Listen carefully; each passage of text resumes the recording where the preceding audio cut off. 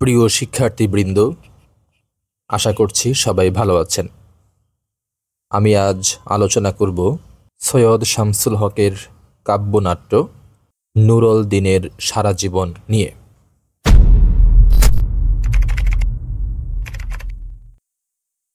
এই নাটকটিকে খুব ভালোভাবে বুঝতে হলে প্রথমেই আমাদের চরিত্রগুলো নিয়ে আলোচনা করতে হবে। এই চরিত্রগুলোকে দুটো ভাগে ভাগ করা হয়েছে। একটা হচ্ছে গণবাহিনী এবং আরেকটি হচ্ছে ব্রিটিশ কোম্পানি বাহিনী। গণবাহিনীর মধ্যে রয়েছে নুরুল দিন, যিনি কৃষক আন্দোলনের মুখপাত্র এবং ঐতিহাসিক চরিত্র। আব্বাস রয়েছে নুরুল দিনের বাল্যবন্ধু এবং বিচক্ষণ চরিত্র। রয়েছে আম্বিয়া, যিনি নুরুল দিনের স্ত্রী। দয়াশীল রয়েছেন গণবাহিনীর দেওয়ান এবং লাল কোরাস অর্থাৎ গণবাহিনীর প্রতীক। ব্রিটিশ কোম্পানি বাহিনীর মধ্যে রয়েছে গুডল্যাড, যিনি রংপুরের কালেক্টর। টমসন রয়েছে, তিনি কুঠিয়াল। লিজবেথ রয়েছে টমসনের স্ত্রী। রয়েছে দেবী সিং, যিনি জমিদার। মরিস ও ম্যাকডোনাল্ড রয়েছে, যারা সাধারণ ফৌজি। রয়েছে গৌরমোহন চৌধুরী, যিনি ডিমলার রাজা, এবং সবশেষে রয়েছে নীল কোরাস অর্থাৎ কোম্পানি বাহিনীর প্রতীক। এই নাটকটিতে কোনো অঙ্ক নেই, মোট 14টি দৃশ্য রয়েছে। আমি প্রতিটা দৃশ্য খুবই সংক্ষিপ্ত করে গদ্য ভাষায় আলোচনা করে বুঝিয়ে দিচ্ছি। প্রথমে রয়েছে প্রস্তাবনা অংশ, যেখানে একটি কবিতা দেওয়া হয়েছে নুরুল দিন বিষয়ে। কবিতায় নুরুল দিনের পরিচয় তুলে ধরা হয়েছে। 1189 বঙ্গাব্দে রংপুরে যখন বাঙালিরা অধিকারের প্রশ্নে ইংরেজ কোম্পানির দ্বারা নির্যাতিত হচ্ছিল, তখন নুরুল দিন কোম্পানির বিরুদ্ধে সবাইকে ডাক দিয়ে একত্র করেছিল। এখনও যখন বাঙালিদের অধিকার আদায়ের প্রশ্ন ওঠে, তখন সেই নুরুল দিনকে মনে পড়ে যায়। মনে হয় আবার বুঝি নুরুল দিন এসে সকলকে ডাক দেবে, ভাইরা জেগে ওঠো, কোথায় সবাই। প্রথম দৃশ্য, মহিষের শিঙার ধ্বনি শুনতে পাওয়া যায়। দুজন করে লাল কোরাস আসতে থাকে নুরুল দিনের বিষয়ে কথা বলতে বলতে। তারা বিপদের আভাস পায়। লাল কোরাস কিন্তু গণবাহিনীর প্রতীক। এই বিপদটা কিসের ভেবে তারা কিছুটা আতঙ্কিত হয়। তখন নুরুল দিনের কণ্ঠ ভেসে আসে। নুরুল দিন সকলকে ডাকছে, জাগো ভাইরা, কোথায় সবাই। নুরুল দিনের ডাক শুনে তারা আশেপাশে তাকিয়ে সেই ডাকের উৎস ও উদ্দেশ্য খুঁজতে থাকে। তারা নুরুল দিনকে ডাকতে থাকে। তারা ভাবে হয়তো নুরুল দিন এখানে এসেছে। কিছুক্ষণ পর সেখানে নীল কোরাস আসে। তারা অট্টহাসিতে ফেটে পড়ে। নীল কোরাসের অট্টহাসিতে লাল কোরাসের আতঙ্ক যেন কিছুটা বেড়ে যায়। নীল কোরাস বলে যে নুরুল দিন এখানে আসেনি, সে আসবে না। লাল কোরাস নীল কোরাসকে জবাব দেয় যে অবশ্যই নুরুল দিন আসবে। সে কাজির হাটে আছে, সে পাংশাতে আছে, সে ডিমলাতে আছে, সে পাটগ্রামে আছে, সে বাংলার সকল জায়গায় আছে। আপনারা এখনো সময় আছে, বাড়িতে চলে যান। এভাবে নীল কোরাস এবং লাল কোরাসদের মধ্যে কথোপকথন চলতে থাকে। নীল কোরাস বলে যে তোমাদের নুরুল দিন কাজির হাটে নেই, পাংশাতে নেই, ডিমলাতে নেই, পাটগ্রামেও নেই। সে এই বাংলার কোথাও নেই। সে এখন দুধকুমারের জলে ভেসে আছে, তিস্তার ঢলে ভেসে গেছে। সে অন্ধকার কবরের তলে আছে, কারণ সে মারা গেছে। এভাবে দুই দলের মধ্যে নুরুল দিন আছে এবং নুরুল দিন নেই বিষয়ে বিভিন্ন কথাবার্তা হতে থাকে। কিছুক্ষণ পর দেওয়ান দয়াশীল কাঁদতে কাঁদতে আসে। মোগলহাটে কামানের আঘাতে সকলেই মারা গেছে। সেখানে নুরুল দিনও ছিল, সেও মারা গেছে। বেঁচে আছে কেবল দেওয়ান দয়াশীল। নুরুল দিনের লাশ নিয়ে আসে তারা। তারা একসঙ্গে নুরুল দিনের মৃতদেহের চারদিকে ধীর পায়ে ঘোরে। আব্বাস অর্থাৎ নুরুল দিনের যে বন্ধু, সে দূরে দাঁড়িয়ে এই দৃশ্য দেখে। সে চোখের পানি মোছে। নীল কোরাস অট্টহাসিতে ফেটে পড়ে, নুরুল দিন নাই, নুরুল দিন নাই, নাই বলতে বলতে এখান থেকে তারা চলে যায়। দ্বিতীয় দৃশ্য। ধীরে ধীরে নুরুল দিন উঠে দাঁড়ায়, অর্থাৎ আমাদের কাহিনীটা এখন সামনের দিকে যাবে যে নুরুল দিন কিভাবে মারা গেল এবং আসলে কি হয়েছিল ইংরেজদের সাথে, নুরুল দিনের সমস্যাটা কোথায় সেটা আমাদেরকে এখন দেখানো হচ্ছে এবং দেখানো হবে। তো ধীরে ধীরে নুরুল দিন শোয়া থেকে উঠে দাঁড়ায়, ধীরে ধীরে সে চোখ খোলে, রক্তাক্ত চাদরটাকে ছুঁড়ে ফেলে দেয়। সে সকলকে উদ্দেশ্য করে বলে, কে বলেছে আমি নেই? আমি যুদ্ধে যাবার আগে সকলকে বলেছিলাম, যুদ্ধে আমি যদি মরেও যাই সে মরণ আমার হলেও আমার জীবনের নয়। আমি আপনাদের সকলের মাঝে বেঁচে আছি, বেঁচে থাকব, আপনাদের সাথে মিলেই অত্যাচারী ইংরেজ জমিদারদের অন্যায়ের বিরুদ্ধে লড়ব। কেন বলছেন আপনারা যে আমি নেই? অর্থাৎ এখানে নুরুল দিন সবাইকে মোটিভেট করার চেষ্টা করছে, যেহেতু নুরুল দিন নেই, মারা গেছে, ইংরেজরা তাকে মেরে ফেলেছে। এখন পরবর্তী সময়ে যখন সংকট দেখা দিবে তখন কি করবে? নুরুল দিন যেহেতু একটা বিদ্রোহী চেতনা, সে সবার মধ্যে সেই চেতনা ছড়িয়ে বেড়াচ্ছে যে হ্যাঁ নুরুল দিন আছে, সবার মনে আছে। সে যদি নাও থাকে, আপনারা আছেন, আপনারা নুরুল দিনেরই মানুষ, আপনারা তার সঙ্গী, তার সাথী। তো নুরুল দিন যেরকমভাবে ইংরেজদের বিরুদ্ধে লড়াই করে নিজের অধিকার আদায়ের জন্য লড়াই করেছে, তেমনভাবে আপনারাও আপনাদের অধিকারের আদায়ের প্রশ্নে ইংরেজদের সাথে কোনো আপোষ করবেন না, এরকমটাই আর কি বলার উদ্দেশ্য। আসলে এই বিষয়টা পুরোটাই কিন্তু লাল কোরাস তাদের মনের মধ্যে দেখছে, তারা ভেবে নিচ্ছে, তারা নিজেদেরকে মোটিভেট করার চেষ্টা করছে। নুরুল দিন তো মারাই গেছে, আমরা পরবর্তীতে জানবো যে নুরুল দিন আসলে কিভাবে মারা গেল। তো যাই হোক, তো এই লাল কোরাস নুরুল দিনের কথা শুনে পুনরায় মনের জোশ ফিরে পায়। দেওয়ান আব্বাস সহ সেখানে উপস্থিত সকলেই নৃত্য করে করে নুরুল দিনের কথায় সমর্থন করে। ধীরে ধীরে রাত শেষ হয়ে দিন আসে। তৃতীয় দৃশ্য। সূর্যের আলোয় আবার তারা জীবন্ত হয়ে ওঠে। নুরুল দিন সকলকে ডেকে বলে, সকলেই উঠে পড়ুন।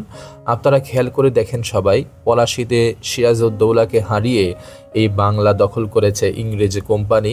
তারা আমাদেরই দেশে থেকে আমাদের ওপর দেওয়ানগিরি চালায়, নানাভাবে অত্যাচার করে, আর দেবী সিং আমাদের গলায় রশি দিয়ে খাজনা আদায় করে।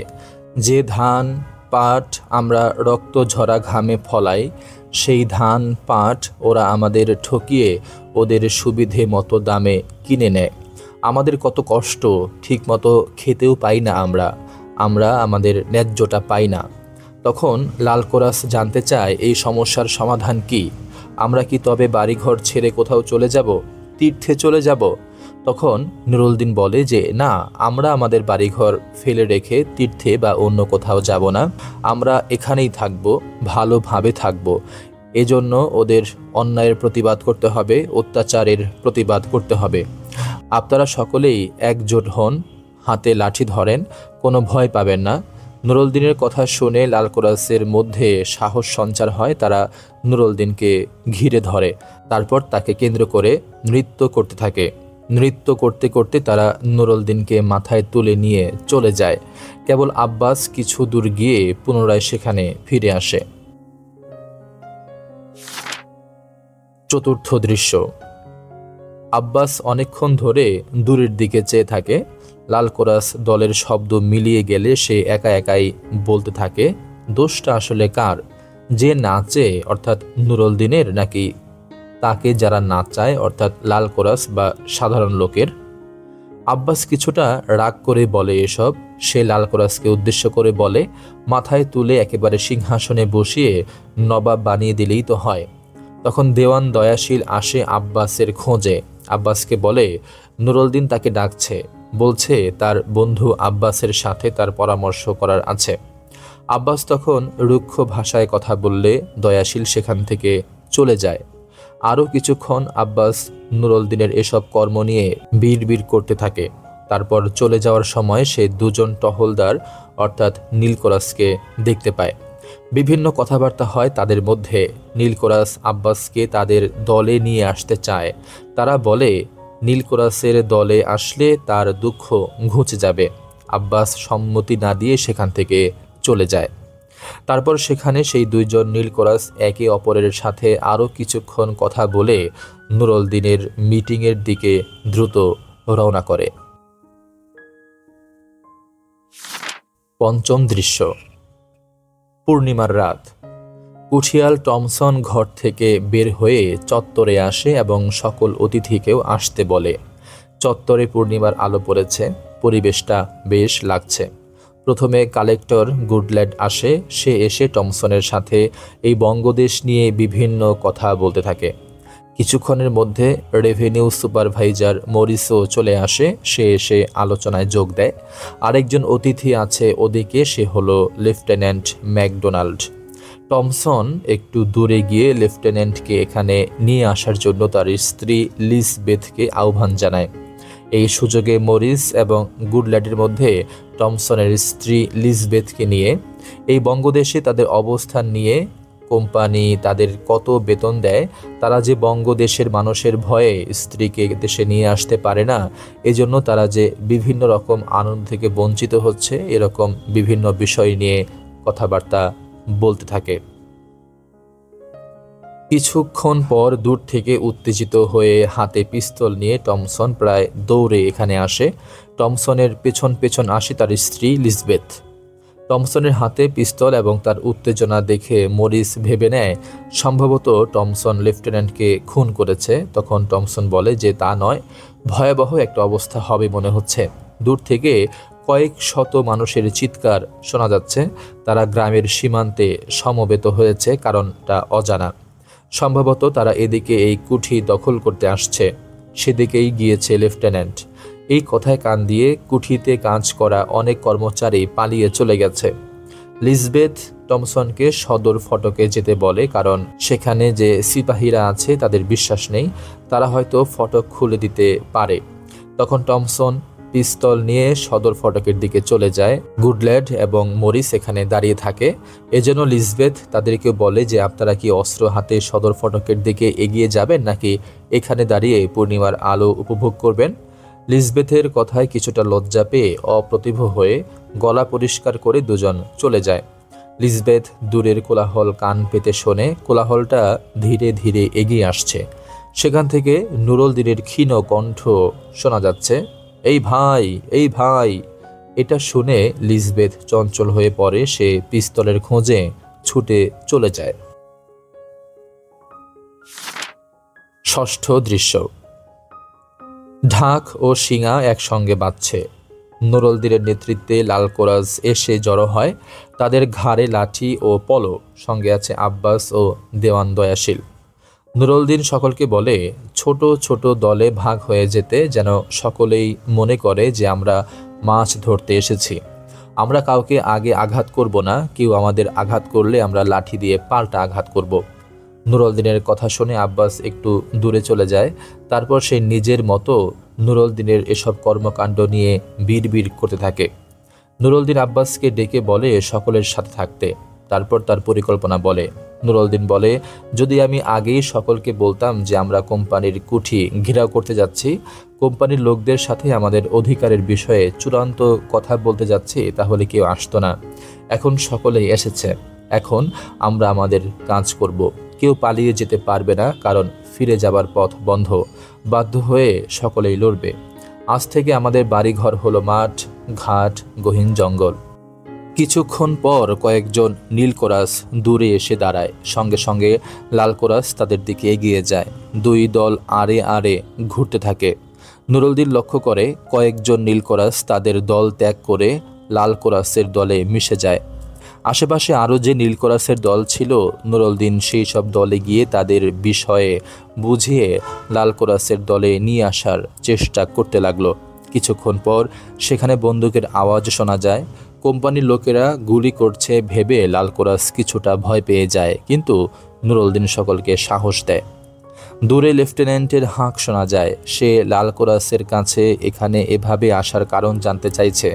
তখন নুরুল দিন কালেক্টর গুডল্যান্ডকে ডেকে আনতে বলে। তারা তার সাথেই কথা বলতে এসেছে। তখন লেফটেন্যান্ট বলে যে কালেক্টর সাহেব এখানে উপস্থিত আছেন, তুমি তোমার দরখাস্ত বলো, তিনি শুনছেন। নুরুল দিন তখন বলতে থাকে, ধীরে ধীরে কোম্পানির দলে একে একে গুডল্যাট, মরিস, টমসন, লিজবেথ এসে যোগ দেয়। নুরুলদিন বলতে থাকে যে তাদের যত কথা, যত অভিযোগ রয়েছে সবকিছু নুরুলদিন বলতে থাকে। তারা যে এদেশীয় হয়েও এদেশে প্রবাসীদের মতো বাস করছে, আর অন্যদিকে কোম্পানি প্রবাসী হয়েও এদেশীয়দের মতো বাস করছে। জমিদার তাদের কারণেই নিজের প্রজাদের কাছে 4 গুণ বেশি করে খাজনা চাইছে। মহাজন তাদের বিপক্ষেই সবকিছু করছে। বিচারক কোম্পানির কথা মতোই বিচার করছে। নুরুলদিন আরও বলে যে এমন অবিচারের জন্য সঠিক বিচার চেয়ে, বিশেষ করে জমিদার দেবী সিংকে জমিদারি থেকে তুলে নেওয়ার জন্য, তার চাবুক কেড়ে নেওয়ার জন্য, নীল চাষ থেকে আমাদের জমি ফিরিয়ে দেওয়ার জন্য, আমাদের ঘর ফিরিয়ে দেওয়ার জন্য গত মাসে 1 মাসের সময় দিয়ে একটি দরখাস্ত করেছিলাম কালেক্টরের মাধ্যমে কোম্পানির কাছে। বলেছিলাম 1 মাসের মধ্যে যদি আমরা এর প্রতিকার না পাই তাহলে আমরা যা করব আমাদের হাত দিয়ে, আমরা দোষী হব না। সে 1 মাস পার হয়ে গেছে, আমরা কোনো প্রতিকার পাইনি, কোম্পানি কিছুই করেনি আমাদের জন্য। তাই আমরা আজ এসেছি আপনাদের যাওয়া আসার রাস্তা বন্ধ করে দিতে। নুরুলদিনের এসব কথা আব্বাস পছন্দ করে না। সে পূর্বের মতোই সকলের থেকে কিছুটা আলাদা হয়ে নুরুলদিনের এসব সিদ্ধান্ত নিয়ে বিড়বিড় করতে থাকে। নুরুলদিন আব্বাসের কাছে গিয়ে এসব বিষয়ে কথা বলে, তারপর সকলেই চলে যায়। নীলকরাস তথা কোম্পানির দল কিছুটা ভয় পেয়ে যায়, কারণ এখন তারা সংখ্যায় অনেক কম। অন্যদিকে নুরুলদিনের দলের লোক অনেক।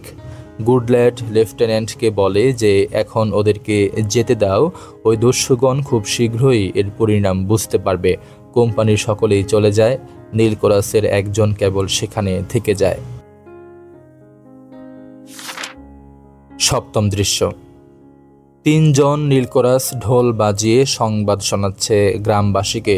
তারা ঘোষণা করছে, তামাম সুবা বাংলার সকল প্রজাবৃন্দকে জানানো যাচ্ছে যে কোম্পানির অশেষ যত্ন এবং সুচারু ব্যবস্থা সত্ত্বেও কতিপয় দুর্বিনীত ব্যক্তি এখন পর্যন্ত সমাজের অভ্যন্তরে রয়ে গেছে।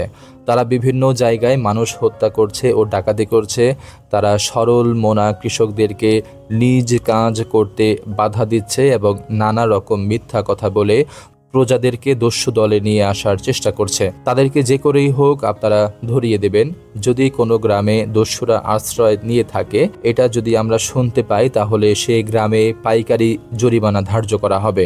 কেউ যদি দস্যুদের সংবাদ জেনেও গোপন করে থাকে, সেই ব্যক্তিকে কৃতদাস হিসেবে বিক্রি করে দেওয়া হবে। দস্যুদের পরিবারের প্রতিটি সদস্যকেও কৃতদাস হিসেবে বিক্রি করে দেওয়া হবে। যদি কোনো দস্যু ধরা পড়ে তাহলে জনসম্মুখে তাহার ফাঁসি হবে। এরকম ঘোষণা দিয়ে নীলকরাস চলে যায়। আসলে তারা দস্যু দল বলতে নুরুলদিন এবং তার দলকে বোঝাচ্ছে। অষ্টম দৃশ্য।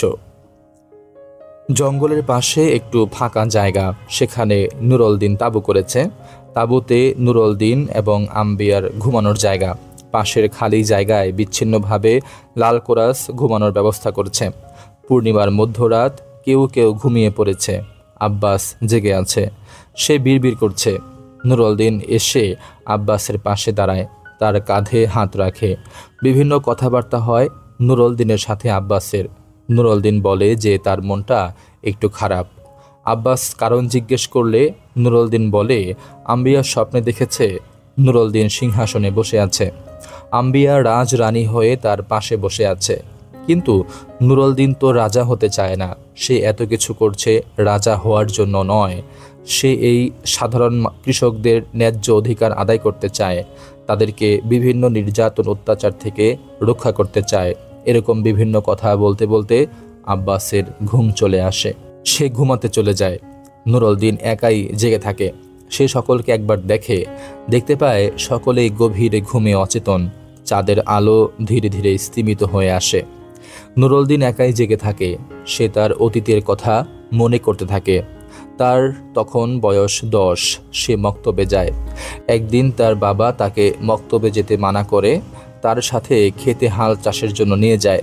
নুরুলদিন খুশি মনেই যায়। সে গিয়ে দেখতে পায় বলদ নেই সেখানে। তার বাবা বলদের জায়গায় থেকে জোয়াল টানতে থাকে এবং নুরুলদিনকে বলে পেছন থেকে লাঙলটা ধরে রাখতে। খুবই কষ্ট পায় নুরুলদিন তার বাবার জন্য।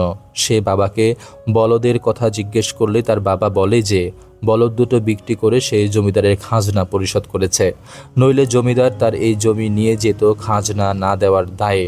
তার বাবা জোয়াল টানতে থাকে। টানতে টানতে হঠাৎ করে মাথা ঘুরে পড়ে যায় এবং পরে মারা যায়। এইসব কথা ভাবতে থাকে নুরুলদিন। কিছুক্ষণ পর আম্বিয়া নুরুলদিনের কাছে আসে। আম্বিয়া বলে যে এত রাত হয়েছে, এখনো জেগে আছো কেন? তুমি ঘরে আসো, আমি বাতাস করি, তুমি ঘুমিয়ে পড়ো। তখন নুরুলদিন বলে যে তার ঘুম আসছে না। সে আম্বিয়াকে বলে তার সাথে রাত জাগতে। তখন দূর থেকে বাঁশির শব্দ শোনা যায়, ঢাকের শব্দ শোনা যায়। দয়াশীল সকলকে ঘুম থেকে জাগিয়ে তোলে। এদিকে কোম্পানির লোকেরা আসছে তাদের খোঁজে। আব্বাস সকলকে কাতারে দাঁড়িয়ে কোম্পানিকে আক্রমণ করতে বলে সকলকে নিয়ে জঙ্গলের ভেতর চলে যায়। নবম দৃশ্য। নুরুলদিনের দলকে খুঁজতে থাকে নীলকরাস, সাথে মরিস এবং লেফটেন্যান্টও আছে। নীলকরাস বলছে, কোথায় গেল নুরুলদিন? এতদিন ধরে তাকে খুঁজছি, দস্যু নুরুলদিনের দেখা কোথাও পাচ্ছি না। কালকে কে যেন বলল নুরুলদিনকে পূর্ব দিকে পাওয়া যাবে, সেখানে শত শত ঘর আছে, সবগুলো ঘরে আগুন লাগিয়ে দিলাম, তবু কেউ নুরুলদিনের কথা বলল না। সেদিন যেন কে বলল পশ্চিমে গেলে নুরুলদিনকে পাওয়া যাবে। সেখানে গেলাম, সেখানকার কয়েক শত মানুষকে গাছের সাথে ঝুলিয়ে ফাঁসি দিলাম, তবু কেউ দস্যু নুরুলদিনের খোঁজ দিল না। আবার কে বলল দক্ষিণে গেলে নুরুলদিনকে পাওয়া যাবে, দক্ষিণে গিয়ে হাট বাজার বন্ধ করে দিলাম, মানুষ ভাত খেতে না পেয়ে মারা যেতে লাগলো, তবু নুরুলদিনের খোঁজ কেউ দিল না। কোথায় আছে নুরুলদিন? তাকে কোথাও খুঁজে পাচ্ছি না। সে তো পাখি নয় যে উড়ে যাবে, মন্ত্রও নয় যে মিলিয়ে যাবে, তাহলে কোথায় সে? তাকে সবাই ভালো করে খুঁজে দেখো। খুঁজতে খুঁজতে নীলকরাস বেরিয়ে যায়। লেফটেন্যান্ট এবং মরিসের কথাবার্তা হতে থাকে নুরুলদিন বিষয়ে। মরিস লেফটেন্যান্টকে বলে যে নুরুলদিন যে এখানে এই পাটগ্রামে আছে সেটা কি নিশ্চিত? তখন লেফটেন্যান্ট বলে যে হ্যাঁ, সেখানে আছে। এই নিয়ে কোম্পানির বিভিন্ন বিষয় নিয়ে তাদের মধ্যে বেশ আলোচনা হয়। মরিস বলে যে আমি নুরুলদিনকে এখনো বুঝে উঠতে পারিনি। সে নিজে মুসলমান, অথচ অনেক মুসলমান হিন্দুদের মতো একইভাবে বা একই হামলায় তার হাতে নিহত হয়েছে। সে হিন্দু নয়, সে মুসলমান, অথচ হিন্দুরা তাকে দেবতার মতো পূজা করে। আমি এই লোকটাকে এখনো বুঝে উঠতে পারিনি। বঙ্গদেশে অন্য কোনো বিদ্রোহীর মতো সে কোম্পানির কুঠিতে আক্রমণ করে না, সে কোম্পানির কাছেই ঘেঁষে না, এড়িয়ে যায়। হয়তো তার বড় কোনো পরিকল্পনা রয়েছে, তাকে আমাদের ফাঁদে ফেলা অসম্ভব। লেফটেন্যান্টকে মরিস আরও বলে, তাহলে এই পাটগ্রামেই আমরা আস্তানা করলাম, জায়গাটাকে একটু ভালো করে দেখা দরকার। এই বলে তারা দুজনেই এখান থেকে চলে যায়। দশম দৃশ্য। দূর থেকে যুদ্ধের শব্দ শোনা যাচ্ছে। আম্বিয়া কাউকে খুঁজছিল। আব্বাসের সাথে দেখা হয়ে যায়। আব্বাস আম্বিয়াকে বলে সে কেন এত রাতে জঙ্গলে একা একা ঘুরছে। তখন আম্বিয়া বলে যে সে তারই অর্থাৎ আব্বাসের সন্ধান করছে। আজ 6 দিন হয়ে গেল নুরুলদিন বাড়ি থেকে বের হয়ে গেছে। এর পূর্বে এতদিন সে বাড়ির বাইরে থাকেনি। কোথায় আছে সে, এটা জানার জন্যই আম্বিয়া আব্বাসের সন্ধান করছে। তখন আব্বাস বলে ডিমলাতে 6 দিন পূর্বে গণ্ডগোল শুরু হয়েছে। ডিমলার জমিদার মোহন চৌধুরী সেনাপতি সেজে বেদখল গ্রামগুলোকে উদ্ধারের জন্য নেমেছে। সে যদি তা পারে তাহলে আশেপাশের সকল চৌধুরীর মনে সাহস বেড়ে যাবে। তাই 6 দিন হলো নুরুলদিন লোকজন নিয়ে ডিমলায় গিয়েছে জমিদারের সাথে যুদ্ধ করতে। এই জায়গা দেখাশোনার জন্য নুরুলদিন আব্বাসকে রেখে গেছে। যুদ্ধের কথা শুনে আম্বিয়া ভয় পেলে আব্বাস বলে যে ভয়ের কিছু নেই, শীঘ্রই নুরুলদিন ডিমলার জমিদারকে হারিয়ে জয়ী হয়ে ফিরে আসবে। ওই তো দূরে নুরুলদিনের জয়ের নিশানা দেখতে পাওয়া যাচ্ছে। এই বলে আব্বাস চলে যায়। আম্বিয়া নুরুলদিনের কথা ভেবে বিরহের গান গাইতে থাকে। গানের মাঝখানে নুরুলদিন চলে আসে। নুরুলদিনকে দেখে আম্বিয়া খুশি হয়। রণক্লান্ত বিজয়ী নুরুলদিন স্ত্রীর আদর উপভোগ করে। আম্বিয়া বলে যে তুমি যুদ্ধে জয়ী হয়েছ, এখন আমাকে একটি আগুন পাটের শাড়ি এনে দাও। আমি সেই শাড়ি পরে মনের খুশিতে ঘুরবো, বেড়াবো। এই কথা শুনে নুরুলদিনের মুখ কঠিন হয়ে ওঠে। সে রাগান্বিত হয়ে বলে, আগুন পাটের শাড়ি, আগুন জ্বলছে চারদিকে, আমাদের পেটে, কৃষকদের পেটে আগুন জ্বলছে। যারা আগুন পাটের শাড়ি বোনে আজ তারা খালি গায়ে থাকে, আর আগুন পাটের শাড়ি কেড়ে নিয়ে যায় কোম্পানির লোকেরা। আগুন পাটের শাড়িতে যেন পুরো বাংলাদেশ দাউ দাউ করে জ্বলছে। এই বলে নুরুলদিন রাগ করে সেখান থেকে চলে যায়। আম্বিয়া তাকে মানা করতে করতে পেছন পেছন যেতে থাকে। একাদশ দৃশ্য। লিজবেথ আগে আগে আসে, পেছনে পেছনে আসে গুডল্যাট। দুজনের মধ্যে অনেকটা তর্কের স্বরে কথা হচ্ছে। নুরুলদিনেরা যে বিদ্রোহ করছে, কোম্পানি সেই বিদ্রোহ দমন করতে পারছে না।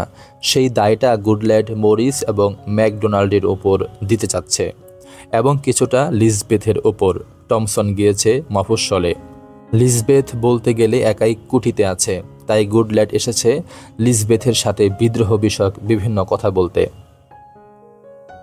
লিজবেথ গুডল্যাটের কথায় কিছুটা রেগে গিয়ে বলে যে, আমরা শ্বেতাঙ্গিনীরা আজ এই বঙ্গদেশে এসেছি বলেই তোমরা পুরুষরা এখনও ইন্ডিয়ান হয়ে যাওনি, তাই আমাদের প্রয়োজন আছে, এবং এক হিসেবে তোমাদের থেকেই বেশি আমরা কোম্পানির প্রয়োজনে আছি।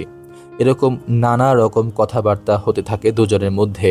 এক পর্যায়ে লিজবেথ গুডল্যাটকে বলে যে, এসবে সময় নষ্ট না করে বিদ্রোহ নির্মূল করে ইতিহাস রচনা করুন। নুরুলদিনের বুকে আঘাত হানুন। তখন গুডল্যাট একটু ব্র্যান্ডি খেতে চাইলে লিজবেথ তাকে ভেতরে আসতে বলে সেখান থেকে চলে যায়। গুডল্যাটও তার পেছন পেছন চলে যায়। দ্বাদশ দৃশ্য। শত শত লোক ইংরাজ হতে মুক্তি চাই, দেবী সিংহ হতে রক্ষা চাই বলে ধ্বনি করতে করতে এগিয়ে আসছে। দেওয়ান দয়াশীল তাদের পরিচয় জিজ্ঞেস করলে তারা বলে যে তারা দিনাজপুর থেকে এখানে এসেছে নবাব নুরুলদিনের সাথে যোগ দিতে। নবাব নুরুলদিন তাদেরকে মুক্তি দিবে, রক্ষা দিবে। তখন দয়াশীল তাদেরকে বলে যে নুরুলদিন নবাব নয়। তখন আরেক দল আসে কুচবিহার থেকে। তারা একই কথা বলে যে তারা অন্ন চায়, বস্ত্র চায়। নবাব নুরুলদিন তাদেরকে অন্ন দিবে, বস্ত্র দিবে। দয়াশীল তাদেরকে বোঝায়, নুরুলদিন কোনো নবাব নয়, সে আমাদের মতোই মানুষ, আপনাদের মতোই মানুষ। কিন্তু কেউ তার কথা শোনে না। সকলেই উচ্চস্বরে বলতে থাকে, জয় নবাব নুরুলদিনের জয়। দয়াশীল ক্ষুণ্ণ মনে মাথা নেড়ে সেখান থেকে চলে যায়। ত্রয়োদশ অধ্যায়। ত্রয়োদশ দৃশ্য। চারদিকে ধ্বনি হচ্ছে, মুক্তি দিবে নুরুলদিন, জয় নবাব নুরুলদিন, অন্ন দিবে নুরুলদিন। ধ্বনি চলাকালে ধীর পায়ে আসে নুরুলদিন, অত্যন্ত গম্ভীর, ক্রুদ্ধ, হতাশ। পেছনে স্মিত মুখে আসে আব্বাস। নুরুলদিন বুকের ওপর আড়াআড়ি হাত বেঁধে নত হয়ে দাঁড়িয়ে থাকে।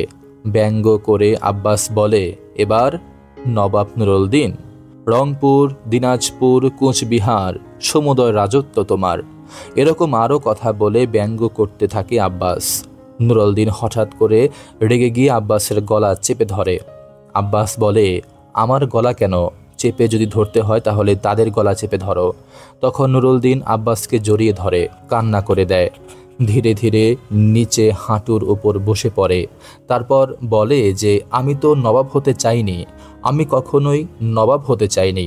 আমি দেখতে চেয়েছি আমার তেজ সকলের মধ্যে আছে, সকল কৃষকের মুখে হাসি আছে, আনন্দ আছে। আমি বাংলার বুকে শান্তি দেখতে চেয়েছি। আমি আমার সন্তানের সুন্দর ভবিষ্যৎ দেখতে চেয়েছি। আমি দেখতে চেয়েছি সোনার বাংলার সোনা বাংলাদেশে আছে। এমনটা বলতে বলতে নুরুলদিন হঠাৎ করেই রেগে ওঠে। সে হাত দুটো মুষ্টিবদ্ধ করে উঠে দাঁড়ায়। আব্বাসকে বলে, আব্বাস, আমরা মোগল হাট আক্রমণ করব, আমরা গোড়ার ঘাঁটি আক্রমণ করব, এই সিদ্ধান্ত আমার। তখন আব্বাস বেশ চমকে উঠে বলে, এমনটা তো কথা ছিল না। কথা ছিল আমরা আগে দালালগুলোকে সাফ করব, যারা দেশে থেকে দেশকে অন্যের কাছে বিক্রি করে দিচ্ছে, দেশের মানুষের খারাপ করছে, তাদেরকে শায়েস্তা করব আগে। তাহলে ইংরেজরা তখন দেশের মানুষের সাপোর্ট না পেয়ে এমনিতেই এদেশ ছেড়ে চলে যাবে। তাহলে আবার এই সিদ্ধান্ত কেন? তখন আব্বাস নিজেই বুঝতে পারে যে এই আক্রমণ ছাড়া আর কোনো পথ নেই, কারণ বিভিন্ন জায়গা থেকে মানুষ এসেছে। কোম্পানি এখন খুব সহজেই জেনে যাবে নুরুলদিনের আস্তানা, তখন চারদিক থেকে ঘিরে ধরলে আর রক্ষা নেই। তাই এখন অনেক মানুষ এসেছে, সকলের মধ্যেই আছে রাগ, ইংরেজের প্রতি ঘৃণা। এজন্য নুরুলদিন এখনই আক্রমণ করতে চাইছে। তখন নুরুলদিন আব্বাসকে কাছে ডাকে, তার হাতে হাত রাখতে বলে জোরে সকলকে আহ্বান করে, জাগো বাহে কণ্ঠে সবাই, অর্থাৎ জাগো ভাইয়েরা, সবাই কোথায় কোথায় সবাই। চতুর্দশ দৃশ্য। চারদিকে ঢাক, শিঙা ও কোলাহল। লালকোরাস, দয়াশীল সকলেই এসে যায়। কাতার বাঁধে বহু রচনা করতে থাকে নুরুলদিন। আব্বাস নুরুলদিনকে বলে, এখনও সময় আছে, ভেবে দেখো। তখন নুরুলদিন বলে, ভেবে আর কি হবে, যদি মরি তাহলে দুঃখ নেই, আমার মরণ হবে, জীবনের মরণ যে নেই। এক নুরুলদিন যদি চলে যায় তাহলে হাজার নুরুলদিন বাংলায় আসবে। এই দেশের উত্তরে হিমালয় আছে, সেই হিমালয়ের মতো অটুট হয়ে বাংলার মানুষেরা বাঁচবে। নুরুলদিনের কথা শুনে লালকোরাস নুরুলদিনের কথার ধোঁয়া ধরে ধ্বনি করতে থাকে। এর মাঝে নুরুলদিন পুনরায় লাশে পরিণত হয়, অর্থাৎ আমরা নাটকের প্রথমে যে পড়েছিলাম নুরুলদিন মারা গিয়েছে, তার লাশ নিয়ে আসা হয়েছে, সেখানে আবার আমাদের কাহিনী নিয়ে আসা হয়েছে। নুরুলদিনের লাশের দিকে তাকিয়ে নীলকোরাস অট্ট হাসতে থাকে। নীলকোরাসের হাসি দেখে লালকোরাস রেগে যায়, আজ তোমাদের শেষ দিন, হয় তোমরা মরবে নয়তো আমরা মরব। এই বলে লালকোরাস নীলকোরাসের ওপর আক্রমণ করে। কিছুক্ষণ পর কোনো জায়গায় লালের ওপর নীল বিজয়ী হয়েছে, কোনো জায়গায় নীলের ওপর লাল বিজয় হয়েছে, কোথাও লড়াই অমীমাংসিত, কোথাও কেবল শুরু। এই অবস্থায় আব্বাস হাত তুলে সকলকে উদ্দেশ্য করে বলে, সবাই ধৈর্য ধরে আন্দোলন করো, লাগুক 1, 2 বা কয়েক জীবন, অর্থাৎ যে কয়দিন লাগে, এতে তোমরা যুদ্ধ করতে থাকো, আমাদের জয় অবশ্যই নিশ্চিত হবে, আমরা অবশ্যই জয়ী হব।